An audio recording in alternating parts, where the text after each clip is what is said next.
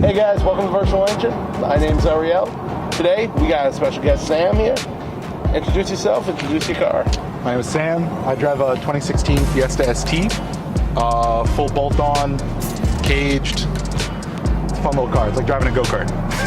All right. So, let's dive right in. What made you become a car enthusiast?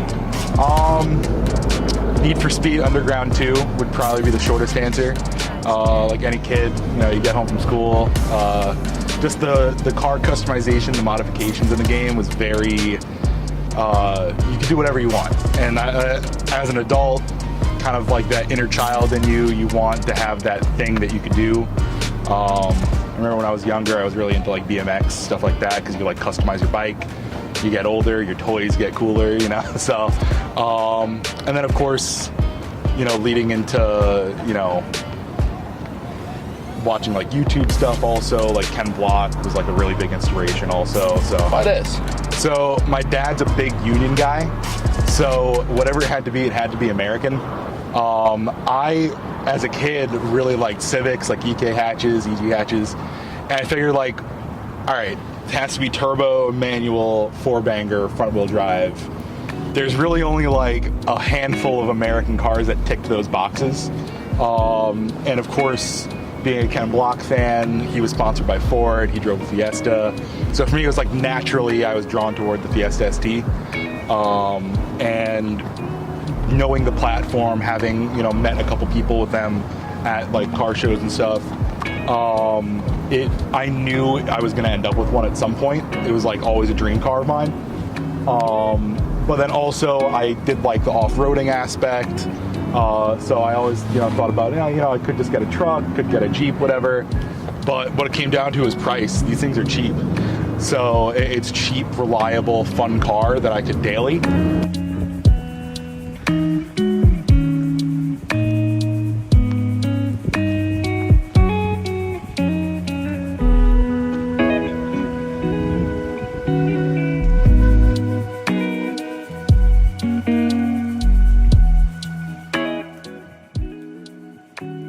It's very clear to me that you took a lot of inspiration from Ken Block, Hooligans, that sort of vibe. How we get to here with everything that you've done to the car? Pretty much just like, I couldn't have Ken Block's car. That's just so unobtainable. He's got hundreds of thousands of dollars worth of R&D into all of his builds. So I can have like the next best thing, like the poor man's Ken Block's Fiesta. The bargain version. Yeah, exactly. Yeah, this is the Wish.com Fiesta from Ken Block. I wouldn't go that low. No, yeah. more like the Walmart edition. Gotcha. Okay, yeah, I'll take that. No, so I knew that we don't even get the right car here. So this is the 4-door Fiesta in Europe. They have the 3-door, and that's more like along the lines of what a real M Sport or like Augsburg Fiesta rally car would be. Those are like the two main companies that make like the real rally Fiestas. And originally I was going to go more for like a rally oriented build.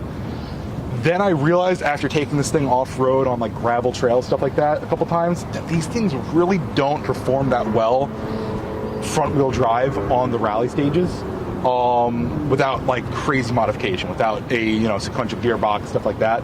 I know there are a bunch of guys that do run fairly stock Fiestas in rally, but it's very hard to be competitive with it versus doing like autocross or like track racing. So that's why I kind of pivoted and switched gears to more of a track oriented build.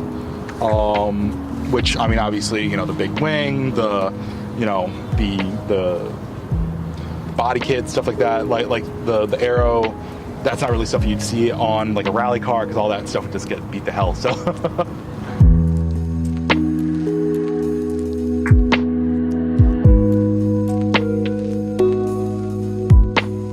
You mentioned this was to be a track-oriented build. Have you ever taken this thing on an actual track? So by actual track, no. Some autocross events. tracks scare me.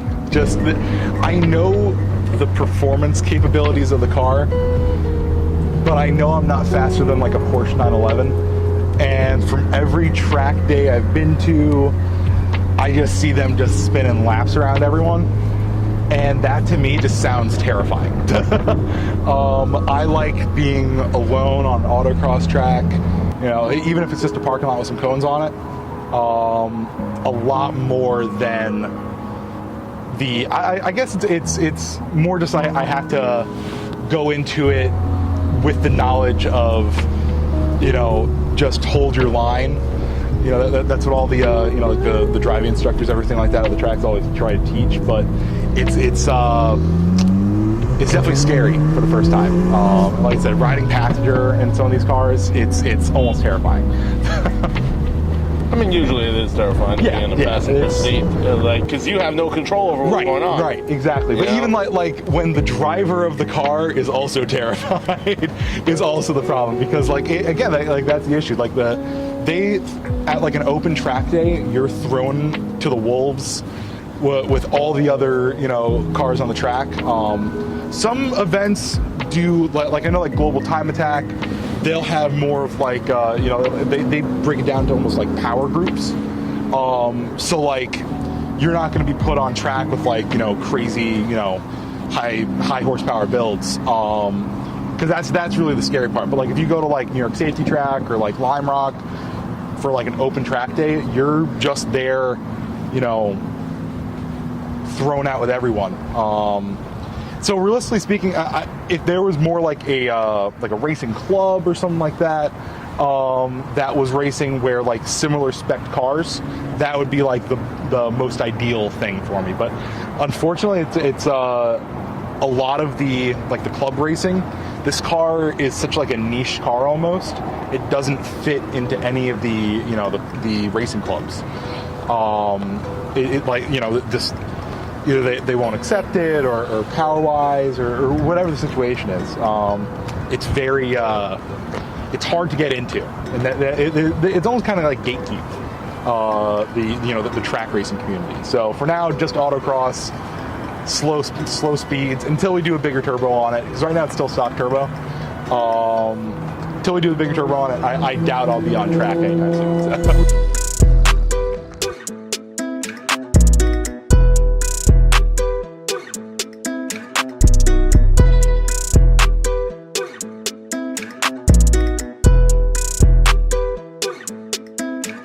Okay, I know we're under the hood right now, but I just want to talk about the hood real quick. Yeah. Because you can see it through here. Yeah, it's a little hacked up. a little hacked up. I don't know. It looks pretty clean to me. It's better than the guy who did my grill. Oh, yeah. How's it help? How's it work for your engine? So definitely, I mean, having the grill wide open here, you need somewhere for the air to go. And if you don't give it a place to escape out, it's just going to get turbulent wherever it wants to be. So having the hood vents on it give a, you know, natural point of heat extraction out of the car.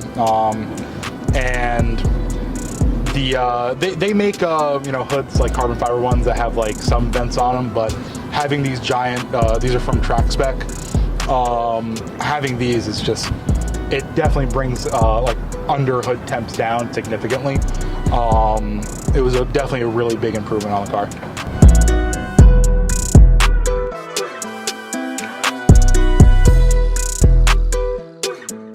Let's get to the back. We gotta talk about this one. All right, so the Battle Arrow wing on this thing. Can I just say, I love the name. Battle Arrow. It's definitely one of the cooler companies out there. They know their clientele very well. And they know that like we just want like extreme crazy aero. So this was actually the prototype for the Fiesta. One of my Fiesta friends in California didn't want it anymore. He posted it up for sale. I was like, would it be possible to ship that to New York? Because he was selling it for literally half the price of a new one. These things are like $1,200 plus shipping. Yee. Brand new, which is just a lot to drop on a wing. I mean, it's a really cool looking It's a cool looking wing, don't get me wrong. It came with all the chassis components. Yeah, exactly. Yeah, it comes with everything that you need for it. Only thing it didn't come with is Battle Arrow stickers, which I had cut out of the same material. But these are definitely functional. A lot of people give me some shit for it being a front-wheel drive car with a big wing on the back. Looks kind of ricery, admittedly. Yeah, look at the Civic Type R. I'm okay with that. You know? Exactly.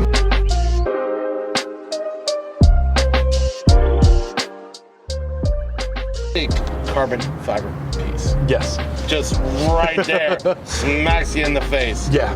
Let's talk about it. So originally I had everything was raw aluminum under the hood, so I had like an aluminum engine cover that kind of matched the coolant tank and the battery. So the carbon fiber one, literally one of my Fiesta friends was selling one. I met up with, he was coming from New Jersey, I'm coming from Queens. We met in the middle in Manhattan. We literally like took the days off work to meet up. And he gave it for me for a really good deal, so I can't even complain too much about it. But funny enough, even though it's carbon fiber overlay parts are hilariously heavy. Compared to like the factory plastic one, this is actually significantly heavier. A lot of people think, yeah, a lot of people think carbon fiber parts are lighter. And while they are sometimes, they have to be true carbon fiber. So if it's plastic with a carbon fiber overlay with a pound of resin on it, that's where you run into the issue of it being a lot heavy. heavier. Exactly. Yeah. Even in the aluminum one that I had was lighter. But honestly, again, more just for looks than anything. You know, that part doesn't really matter about the car.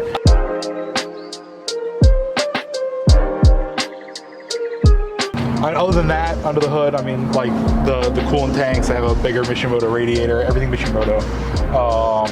Not a sponsor, but they make half decent parts and they have a really good warranty. Right. That's what I like, yeah. So I think they have like lifetime warranties. Yeah. So if anything breaks on them, they have really good customer service. So they it's almost kind of like a no-brainer to go with them.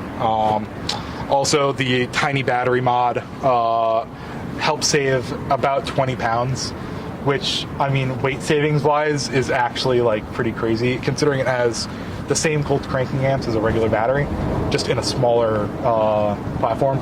These are a custom battery box too? Yeah, custom battery box for it, yeah. The Melee, the company that makes the battery box, sells it as like a kit that drops right into the Fiestas. But yeah, the factory battery location and intake would be like right here. So that's why there's a little like kind of empty space here that like you can just see like straight down to the ground, which actually really helps because there's a relocation for the blow-off valve. Mm-hmm. The factory location for the blow-off valve is right on the turbo, which makes maintenance on it a nightmare. You know, every once in a while you have to take a blow-off valve apart, you know, re-grease it, you know, clean out all the dirt from it. Because it's a moving part, so it's always opening and closing. So having it really easily accessible right up front here was actually really good in just terms of just, you know, maintenance mods, stuff like that. And obviously the you know, chassis bracing, everything like that continues just to make the, you know, make it a little bit stiffer into the, you know, the strut tower bar there. And this one's really nice. It's from Mountoon. This part's been discontinued, unfortunately. But having it be removable, not a lot of them are like that. So it actually makes working on the engine a lot easier because it's only 2 bolts and then the whole thing comes off.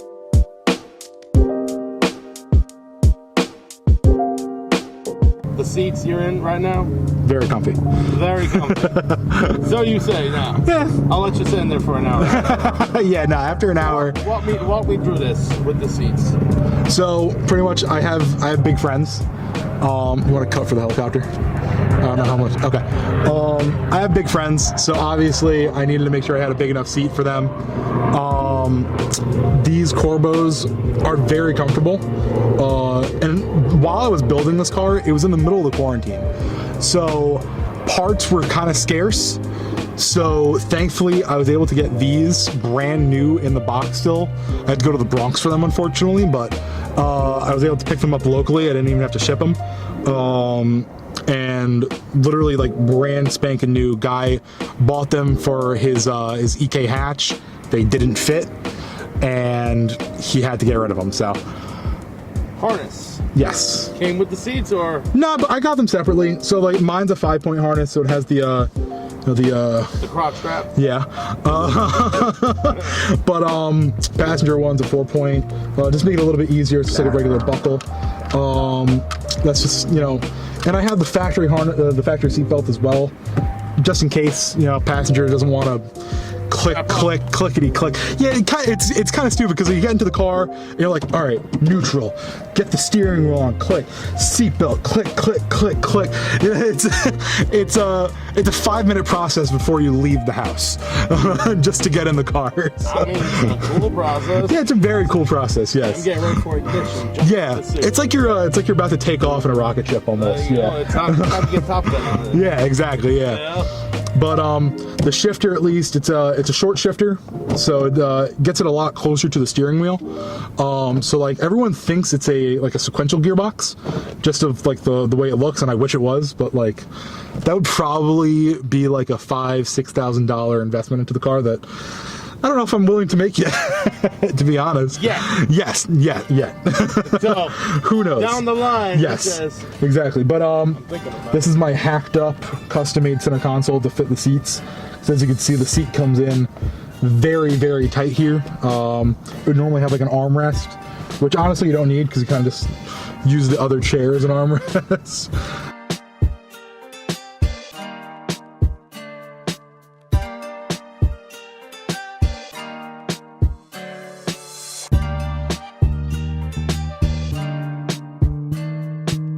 The ergonomics of the car, everything like that is very much, you know, tailor-made for me because like I said, the throw from here to here is very, very tight, and that's really what I was looking for. The stock shifter is like all the way down here, and it's very awkward to go back and forth. Other than that, I mean, like everything else in the car, like the bigger mirror up here, my factory mirror, I hit a bump so hard it literally fell down and cracked itself on the shifter. So like this is from AutoZone. But like it was like the only like universal mirror that I can get that I literally just like screwed it into the headliner. I mean, whatever works, right? It works, and honestly it really helps. You can see everything. Like a lot of people like kind of like make fun. These are kind of ricery just because like it's one of those like AutoZone. It's not as bad as like an AutoZone hood scoop, but like it's up there in terms of like cringe car modifications, I guess. But yeah, I mean like radar detector, dash cam, everything like that. This phone mount is like custom made for the car. The access port mounts from the same company, and this is my favorite thing. I 3D printed this. Ford is just notorious for just putting pointless cubbies in their car. You can't fit anything in here. Your phone is too big, it hits the shifter, right? Change in here, it's not deep enough, it's too shallow, the change flies right out. So like this is like a little 3D printed cubby that I made for it, and it fits very nicely, very snugly in there, and it's perfect. Switches for underglow. My one guilty pleasure. Underglow made an awesome comeback. You know, like talking about like what got me into cars, like Need for Speed Underground 2. Underglow is like the biggest thing in that game. And it's just like the early 2000s car modifications. That was like the pinnacle. Like having neon back when it was neon was like you were somebody. Like that was a show car.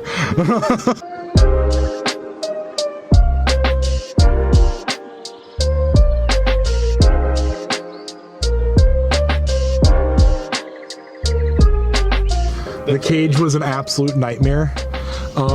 So again, built the car during the height of quarantine. I was on unemployment, making more money I was making at my job. So like, I kind of didn't know what to do with the money, so I just figured I'd build my car. Now, like looking back, I was like, I should have like saved it. I should have invested it. I should have, you know, it's whatever. I have a race car now, which is like pretty cool, I guess. But yeah, the cage from the company Studio RSR. It's a good cage. I'm not going to speak badly about the company, but they're one of those companies where like you ask them, hey, like what's the turnaround time going to be? And they're like, oh, like 2 to 4 weeks. Cool. I can wait. 2 to 4 weeks comes and you ask them, hey, like when's it gonna ship out? And they're like, oh, next week. And it's just one of those things where like 3 months later, I'm still waiting on my cage.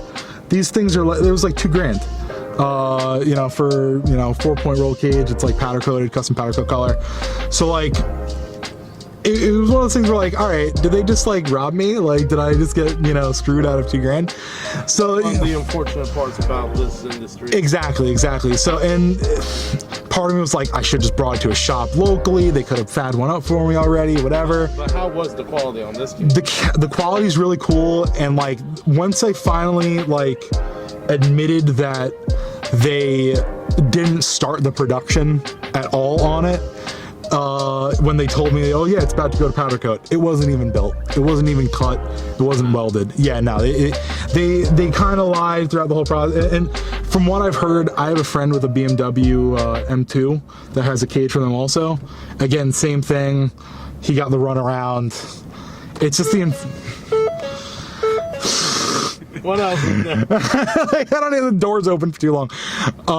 It's just one of the unfortunate parts of the car industry, where like companies just feel the need that they have to do that. If they were just upfront and honest, being like, hey, listen, our welder got COVID.